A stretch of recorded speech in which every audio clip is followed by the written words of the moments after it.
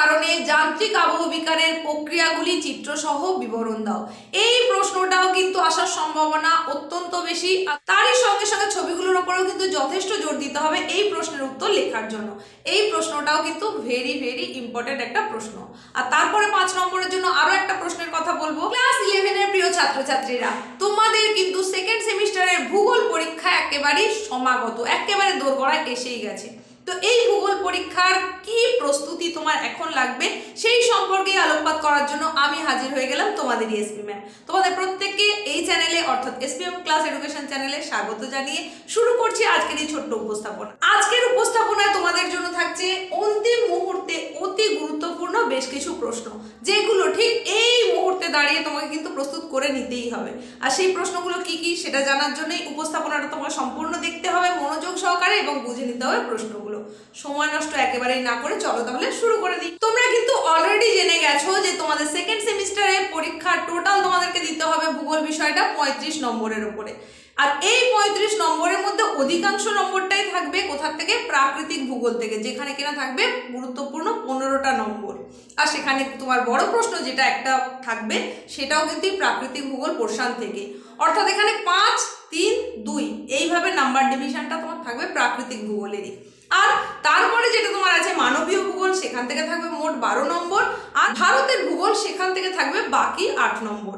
ভারতের ভূগোল এবং মানবীয় ভূগোল এখান থেকে কোনো বড় প্রশ্ন থাকবে না, অর্থাৎ 5 নম্বরের কোনো প্রশ্নই কিন্তু এখান থেকে থাকছে না। থাকছে তাহলে কি 3 নম্বরের প্রশ্ন এবং 2 নম্বরের প্রশ্ন। তাহলে তোমরা যারা আশা করছো ভূগোল বিষয়ে যথেষ্ট নম্বর পেতে পারো বা একেবারে বছরের শুরু থেকেই যথেষ্ট এফোর্ট দিয়ে পড়ে এসেছো, তাদেরকে বলবো প্রত্যেকটা পোর্শন অর্থাৎ তোমাদের যে 3টে পার্ট আছে, part A, part B, part C, পুরোটাই অর্থাৎ প্রাকৃতিক ভূগোল, মানবীয় ভূগোল এবং ভারতের ভূগোল সম্পূর্ণটাই ভালো করে করতে হবে। তোমাদের কিন্তু সিলেবাস যথেষ্ট বেশি এবং সেই অনুপাতে প্রচুর প্রচুর প্রশ্ন হওয়া কিন্তু সম্ভব। 5, 3, 2 বিভিন্ন রকমের প্রশ্ন, অনেক কিছু হওয়া সম্ভব। এখান থেকে সাজেশন আকারে প্রশ্ন বলাটাই একটু চাপ। তাও তোমাদের বলে রাখি, তোমরা যারা মনে করছো অনেকটা নাম্বার পেতে পারো, তোমাদের রিভিশন পর্যায়টাও যথেষ্ট ভালো, সিলেবাস তো অলরেডি কমপ্লিট করেই ফেলেছো, তাদেরকে বলবো এই মুহূর্তে দাঁড়িয়ে তাহলে সম্পূর্ণটা ভালো করে চোখ বুলিয়ে নাও আর ছবির ওপর খুব খুব খুব বেশি করে জোর দাও। আর যাদের প্রিপারেশন মাঝারি রকমের তাদের জন্য বলবো তুমি বেছে নাও যে কোন কোন পোর্শনগুলো তোমার ভালোভাবে তৈরি হয়েছে, সেইগুলোর ওপরে যদি তুমি জোর দাও তাহলেই কিন্তু তুমি ভালো নম্বর পেতে পারবে। যেটা তৈরি হয়নি সেটার উপরে যদি তুমি এখন জোর দিতে যাও তাহলে কিন্তু একটু সমস্যা হলেও হতে পারে। তাই বলছি যে একেবারেই কিন্তু সেই নতুন করে কিছু তৈরি করার চেষ্টা না করতে যাওয়াটাই ভালো।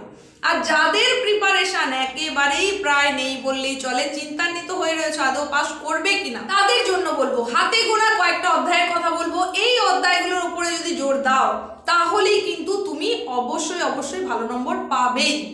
শুধু ভালো নম্বর নয়, মানে পাস মার্ক তো অবশ্যই পাচ্ছ, সেখানে যথেষ্ট ভালো নম্বর পাবে এবং সেটা তোমার আশার বাইরে গিয়ে হয়তো নাম্বারটা হয়ে যাবে। তো এখন জেনে নাও কোন কোন অধ্যায়গুলোর উপর জোর দেওয়া উচিত। যারা মাঝারি বা একটু গুছিয়ে পড়ায় বলা যায় সেই সমস্ত ছাত্রছাত্রীদের জন্য বলছি, তোমাদের প্রাকৃতিক ভূগোল থেকে যেহেতু 15 নম্বর থাকবে, এই পোর্শনে তোমাদের যে 4টে অংশ রয়েছে তার মধ্যে আবহাওয়া ও জলবায়ু এই পোর্শনটায় কিন্তু প্রচুর প্রশ্ন হওয়া সম্ভব। তো তোমাদের প্রিপারেশন যদি এখনো যথাযথ না হয় তাহলে ওই অংশটাকে যতদূর সম্ভব একটু এড়িয়ে যাও, বাকিটুকুকে কিন্তু ভালো করে করো। সমস্থিতির অধ্যায় থেকে অনেক প্রশ্ন যেগুলো ভেরি ভেরি ইম্পর্টেন্ট সেগুলো কিন্তু আগেই বলে দেওয়া আছে। এই চ্যানেলের তরফ থেকে তোমাদের জন্য গুরুত্বপূর্ণ 5 নম্বরের প্রশ্নের সাজেশন ভিডিও আগেই পাবলিক করা হয়েছে, তাই ওই ভিডিওটা দেখে নাও এবং সেখান থেকে গুরুত্বপূর্ণ প্রশ্নগুলো তৈরি করে নাও। আর তারপরেও যে সমস্ত অধ্যায়গুলো থেকে গেল সেই সমস্ত অধ্যায়ের আর তারপরে যেটা থেকে গেল সেটা হচ্ছে গুরুত্বপূর্ণ 3 নম্বরের প্রশ্ন। 3 নম্বরের প্রশ্নের জন্য কিন্তু প্রত্যেকটা পার্ট অনুযায়ী আমি তোমাদের আলাদা আলাদা ভিডিও করে দিয়েছি। সেখানে যেমন তোমাদের রয়েছে সমস্থিতির ধারণা, ঠিক তেমনি রয়েছে বায়ুমণ্ডল, আবহাওয়া, জলবায়ু, বিরূপ প্রক্রিয়া সমূহ। এই প্রত্যেকটা পার্ট প্রাকৃতিক ভূগোলের যে 4টে পার্ট থেকে গুরুত্বপূর্ণ 3 নম্বর প্রশ্নের সাজেশন ভিডিও অলরেডি আপলোড। আজকের ভিডিও ডেসক্রিপশন বক্সেও কিন্তু তোমরা লিংক পেয়ে যাবে। তাছাড়া তোমরা প্লেলিস্ট চেক করে নিতে পারো, যাদের এখনো দেখা হয়নি আমি বলবো অবশ্যই ওইগুলো তোমরা দেখে নাও। ওর বাইরে প্রশ্ন হওয়া সম্ভব নয়, যে স্কুল থেকে যেমন প্রশ্নই করুক না কেন ওই প্রশ্নের মধ্যেই তোমরা অবশ্যই কমন পেয়ে যাবে। আর তারপরে তোমাদের মানবীয় ভূগোল থেকেও কিন্তু 3 নম্বরের প্রশ্নের সাজেশন দেওয়া হয়েছে, তাছাড়া তোমাদের যেটা ভারতের ভূগোল রয়েছে সেখানেও 3 নম্বরের সাজেশন দেওয়া রয়েছে। ভারতের ভূগোল পোর্শনের কথা যেটা বলতেই হবে সেটা হচ্ছে এখান থেকে 2 নম্বরের যে প্রশ্ন থাকবে সেটার সংখ্যা হচ্ছে 1টা। সুতরাং এটার জন্য বেশি মাথা ঘামিও না। ভারতের ভূগোল পোর্শন থেকে 2 নম্বরের প্রশ্নের জন্য বেশি মাথা ঘামানোর একদম প্রয়োজন নেই, কারণ অনেকটা অংশ রয়েছে সেখানে 2 নম্বরের বহু প্রশ্ন হতে পারে, তাই সেটার উপরে জোর দেওয়ার একেবারেই দরকার নেই। আর তোমাদের মানবীয় ভূগোলে যে অংশগুলো রয়েছে তার মধ্যে দ্বিতীয় স্তরের অর্থনৈতিক কার্যাবলী হচ্ছে একটা মোস্ট ইম্পর্টেন্ট ভাইটাল পোর্শন, কিন্তু অনেকটা লং। তোমাদের যাদের প্রিপারেশন এখন যথেষ্ট নয়, যথাযথভাবে হয়নি, তাদেরকে বলবো এই পোর্শনটা তাহলে তুমি একটু এড়িয়েই যাও, বাকিগুলো ভালো করে দেখে নাও। আর যদি করতেই হয় তাহলে এই শিল্প পোর্শনের জন্য কোন কোন প্রশ্নগুলো তোমাকে করতে হবে সেটা ওই ভিডিওগুলো থেকে পেয়ে যাবে, তাই সেটা অবশ্যই দেখে নিও। তবে 5 নম্বরের প্রশ্নের জন্য তোমাদেরকে যেটা বলবো অবশ্যই ভালো করে দেখে নেবে, সেটা হচ্ছে চ্যুতির বিভিন্ন ভূগাঠনিক উপাদান চিত্র সহ বিবরণ দাও।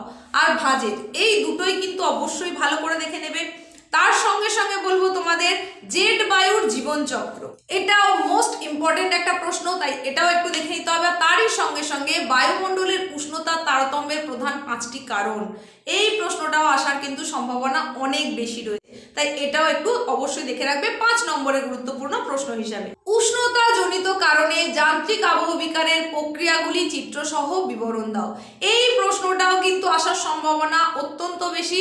তারই সঙ্গে সঙ্গে ছবিগুলোর উপরেও কিন্তু যথেষ্ট জোর দিতে হবে এই প্রশ্নের উত্তর লেখার জন্য। এই প্রশ্নটাও কিন্তু ভেরি ইম্পর্টেন্ট একটা প্রশ্ন।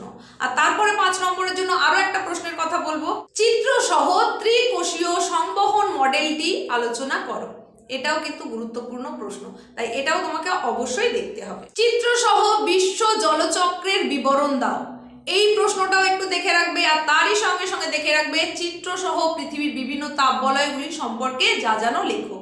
এই প্রশ্নগুলো হচ্ছে 5-এর জন্য ভেরি ইম্পর্টেন্ট প্রশ্ন, তাই প্রশ্নগুলো তোমাদের জানিয়ে দিলাম। এই প্রশ্নগুলো তোমাকে অবশ্যই তৈরি করতে হবে। তবে 3-এর প্রশ্ন 5-এ আসতে পারে না বা 5-এর প্রশ্ন 3-এ আসতে পারে না, এটা তো একেবারেই হওয়ার নয়, তাই যেটা যে কোনো জায়গায় আসতেই পারে, যে কোনো নাম্বারের ক্ষেত্রে আসতে পারে, তবে 2-এ আসবে না 5-এর প্রশ্ন। তো এই প্রশ্নগুলো তোমরা 5-এর জন্য কিন্তু খুব ভালো করে তৈরি করবে। আর 3 নম্বরের জন্য কোন কোন প্রশ্ন তৈরি করতে হবে তার জন্য তোমরা ওই ভিডিওগুলো একটু চেক করে নাও, যারা দেখে নিয়েছো তারা তো নিশ্চয়ই জানো।